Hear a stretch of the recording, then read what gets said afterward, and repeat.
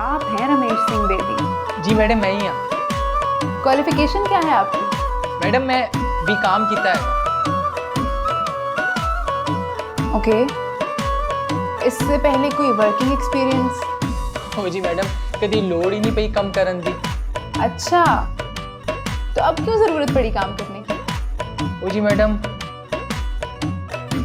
मेरी जेड़ी सोनी हैगी ना, ਉਹਦੇ ਬਾਪੂ ने शर्त रखी आ कि ਜਦੋਂ तक तू अपने पैरों ते खलो नहीं जाता, कोई काम नहीं करता, तो साडा ब्याह नहीं करूगा। अच्छा, तो मतलब अपनी सोनी को पाने के लिए जॉब करना चाहते हैं आप? जी मैडम, मैं ना बहुत प्यार करदा। और अब अगर मैं आपको ये जॉब ना दूं तो तो सोनी मैंने नहीं मिलूगी।